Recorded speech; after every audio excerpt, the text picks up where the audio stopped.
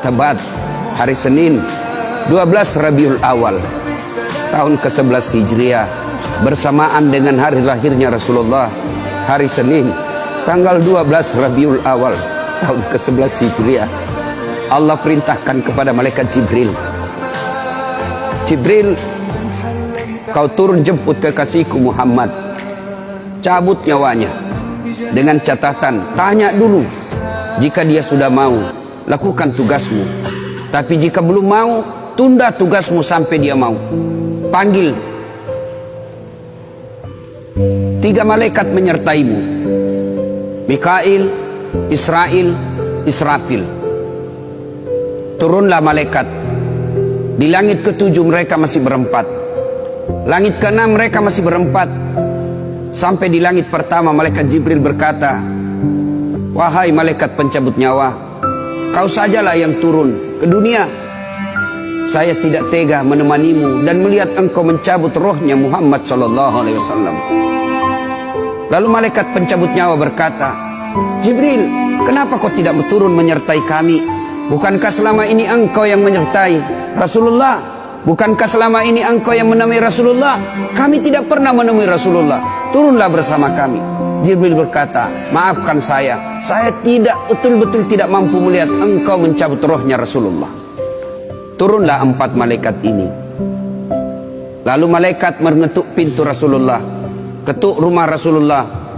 Assalamualaikum warahmatullahi wabarakatuh ya Rasulullah. Nabi dalam rumah menjawabnya, waalaikumsalam warahmatullahi wabarakatuh. Fatimah membuka pintu, ternyata tidak ada orang di depan pintu.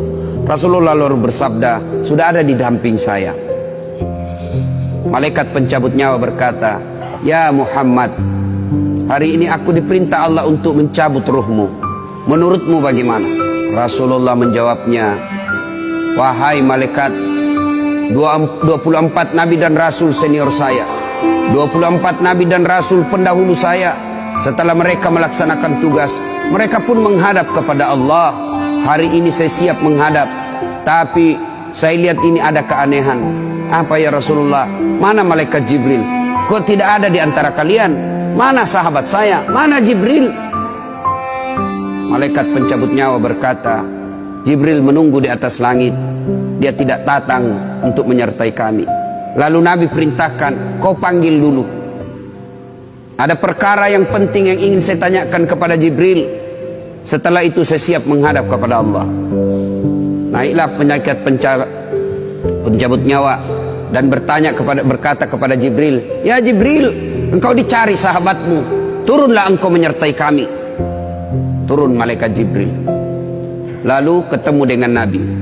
Nabi bertanya kepada Jibril, ya Jibril, kalau hari ini aku harus menghadap kepada Allah, tolong berikan saya berita gembira, tolong perdengarkan saya kalimat yang nikmat di telinga saya. Lalu Jibril bersabda, ya Muhammad, saya dapat berita gembira dari Allah. Seluruh malaikat yang pernah Allah ciptakan antri untuk menyambut rohmu ya Muhammad. Apalagi ya Jibril, ya Muhammad, seluruh nabi 24 haram masuk surga sebelum engkau lebih dulu. Meskipun engkau nabi paling terakhir, tapi Allah memberikan garansi dan jaminan, haram seluruh nabi dan rasul masuk ke dalam surga sebelum engkau lebih dulu ya Muhammad. Nabi mengucapkan alhamdulillah. Apalagi ya Jibril, ya Muhammad, jika engkau punya dosa dan kesalahan, Allah telah mengampuni dosa dan kesalahanmu. Nabi bersabda, alhamdulillah. Tapi ya Jibril, itu kan saya, itu diri saya. Ya Jibril, saya tidak cemas soal diri saya tidak ragu soal diri saya. Yang saya cemaskan umatku ya Jibril. Bagaimana umatku sepeninggal aku kelak? Subhanallah, Nabi tidak mencemaskan anaknya, Nabi tidak mencemaskan istri beliau, Nabi tidak mencemaskan keluarga beliau. Yang beliau cemaskan umatku ya Jibril.